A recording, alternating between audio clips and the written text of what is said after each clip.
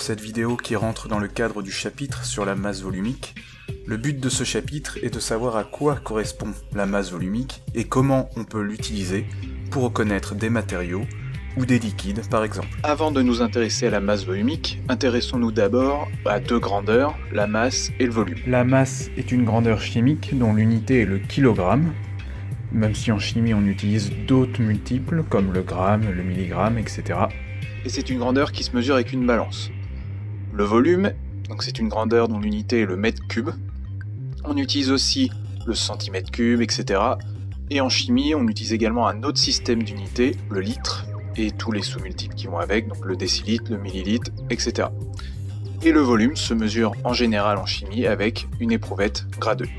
Alors, comment passer par exemple des litres au mètre cube? Alors, pour rappel, un litre c'est 1 décimètre cube. Après, pour convertir les unités, comme d'habitude, il faut utiliser un tableau de conversion. Par exemple, voici un tableau de conversion donc avec les litres et les sous-multiples, donc kilolitres, hectolitres, décalitres, litres, décilitres, centilitres et millilitres. On veut convertir 3 litres en millilitres. Donc je mets 3 dans la colonne des litres, puis je rajoute les zéros nécessaires jusqu'à arriver à la colonne des millilitres, et je trouve que 3 litres est égal à 3000 millilitres. En ce qui concerne les mètres cubes, il faut faire attention, car lorsque l'on passe d'un sous-multiple à un autre, on multiplie pas par 10 mais par 1000. Donc, par exemple, 3 mètres cubes, pour convertir en décimètres cubes, je mets 3 dans la colonne mètres cubes, puis je rajoute des zéros jusqu'à arriver à la colonne décimètres cubes, donc 1, 2 et 3 zéros, ce qui nous donne 3 mètres cubes est égal à 3000 décimètres cubes. Je peux aussi les convertir en litres, là je vois que la colonne décimètre cube correspond à la colonne litre, parce qu'on a vu qu'un litre c'est un décimètre cube, donc je vois que 3 mètres cubes c'est aussi 3000 litres. Alors la masse et le volume sont deux grandeurs qui sont liées. On peut le voir assez facilement, quand j'augmente la masse, alors mon objet prend un volume plus important, et quand j'augmente le volume, j'augmente la masse également. Ici nous avons 3 tableaux qui donnent la masse et le volume de 3 substances différentes pour des masses différentes. On remarque que pour passer d'une ligne à une autre, il faut multiplier par la même valeur pour une même substance. Par exemple, pour l'eau pure, il faut multiplier par 1, pour l'aluminium 2,7 et pour le propane 0,002. Cette valeur dépend de la substance considérée. On remarque donc que la masse et le volume sont proportionnels. Afin d'introduire la notion de masse volumique, voici une petite vidéo qui reprend ce concept de lien entre masse et volume. Got a question for you. What's heavier, a kilogram of steel or a kilogram of feathers? That's right, it's a kilogram of steel, because steel is heavier than feathers. What do you mean? They're both a kilogram. But steel's heavier than feathers. I know, but they're both a kilogram. What? It doesn't prove anything. Steel's heavier than feathers. I know, but look, they're both a kilogram, right? So they're the same. I wouldn't want to look at the size of this. That's cheating. No, they're the same No, weight. it's a kilogram. Dans cette vidéo, le personnage principal pense qu'un kilogramme d'acier est plus lourd qu'un kilogramme de plume. C'est absurde puisque les deux ont une masse de 1 kg. Mais il en est convaincu car, intuitivement, il pense que l'acier est plus lourd que la plume.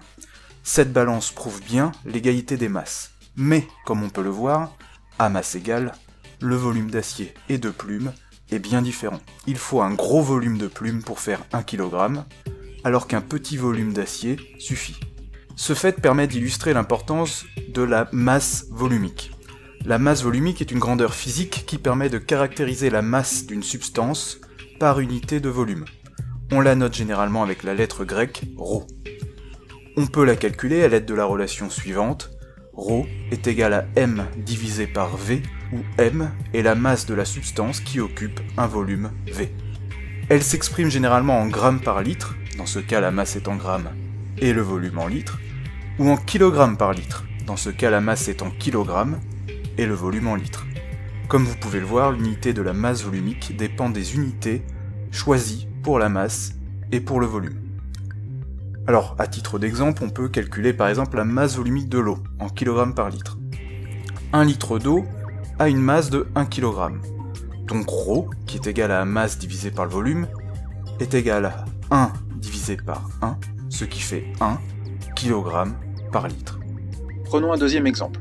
Un morceau de fer de volume 0,05 litres possède une masse de 393 grammes. Mon volume, c'est 0,05 litres, ma masse, c'est 393 grammes.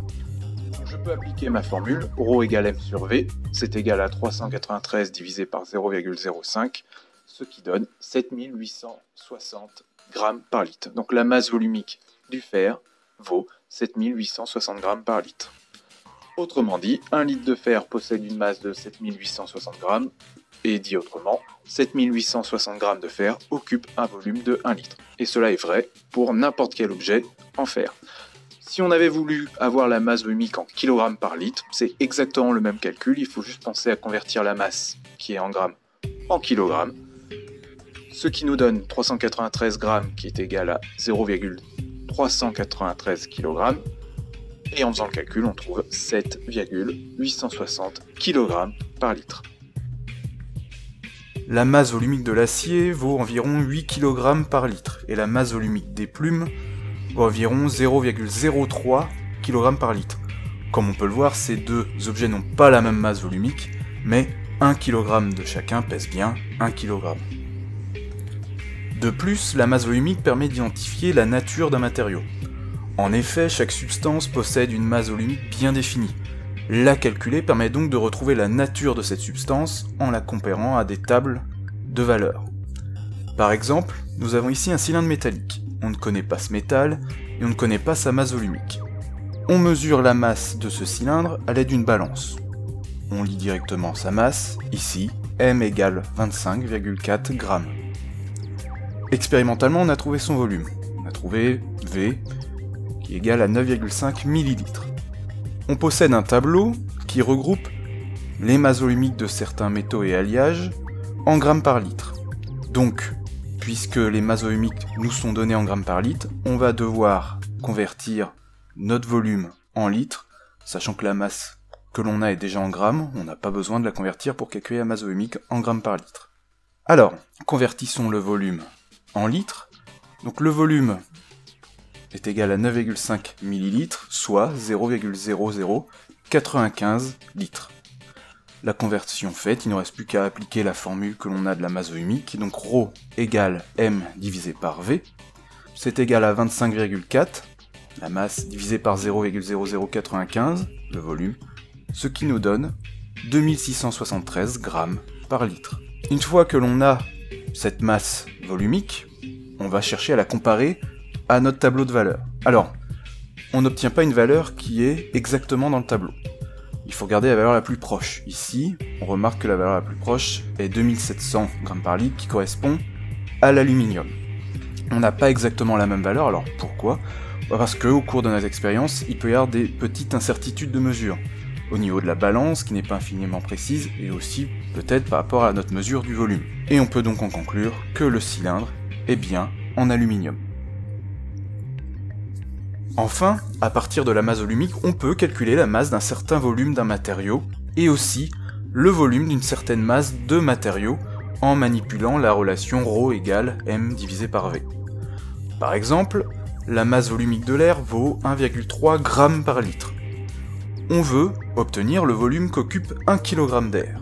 On a ρ égale m divisé par v, donc on a v égale m sur ρ, m, donc on veut 1 kg, c'est 1000 g, ρ, on l'a, c'est 1,3 g par litre, et en effectuant ce calcul, on trouve donc 1000 divisé par 1,3, qui est égal à 769 litres. Donc, 1 kg d'air occupe 769 litres. Le triangle magique est un moyen mémotechnique qui permet de passer d'une relation à une autre. En cachant la grandeur qu'on veut obtenir, on obtient la relation mathématique adéquate. Donc ce triangle permet de retrouver facilement les trois équations où intervient la masse volumique.